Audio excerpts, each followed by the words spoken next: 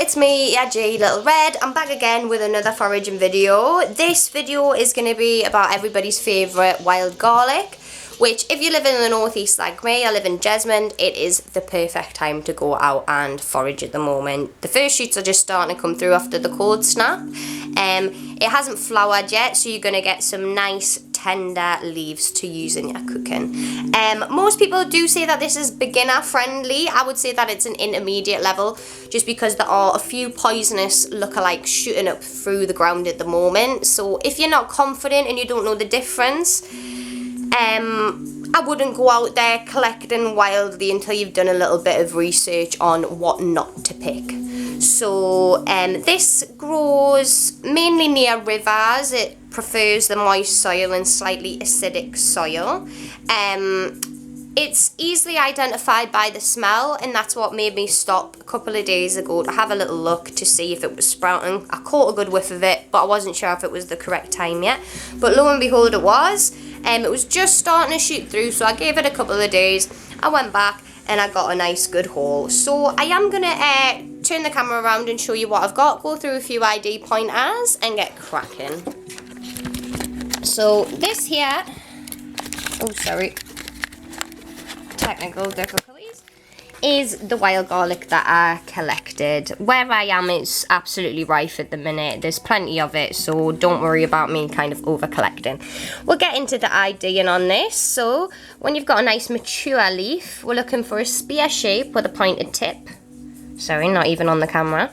One line running up the back kind of for the stem here. As you can see, the bottom's kind of folded in on itself. So when it's shooting through, when it's very small, just coming through, it's actually rolled over like this. You could mistake it for a blade of grass, I suppose. But when it is maturing and it starts to grow, it's kind of wider in the middle, tapers in, and it'll grow out like this, quite elegantly bent in the wind. Not completely bent over, but with a little bit of a curvature from the shape of the leaf. So it also grows in single leaves. So if you find something and there's two leaves kind of sprouting from the same point, please leave that alone. It does grow in clusters, so there'll be a lot of them kind of growing within vicinity of each other. But if it's kind of two leaves growing from the same stem, leave that alone. It's definitely not worth it. So smell is the biggest identification. Smell as you go. It's got a very strong, kind of bitter, garlicky, oniony smell.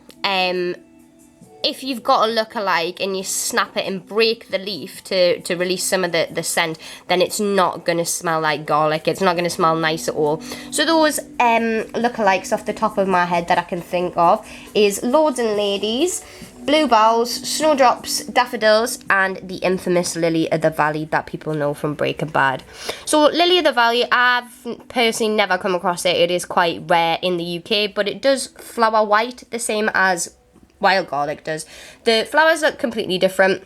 Wild garlic, it'll come up on a single stem. There'll be a cluster of flowers with 6 white pointed petals on those flower heads. Lily of the valley is more the kind of bell shape, but I would do a little bit of research and just get to know the differences, kind of what you're not looking for, while I'm teaching you what you do want to look for.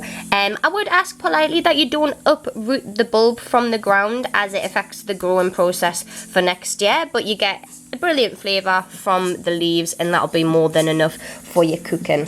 So like normal garlic, wild garlic helps to lower the blood pressure. It's antibacterial, antibiotic, and it has antiseptic qualities as well. So wild food, packed full of nutrients. And I'm going to make these, I think, into a nice wild garlic butter, and I might make some wild garlic oil as well to preserve these nicely. But yeah, I hope this video has helped you with your confidence in terms of what you're looking for.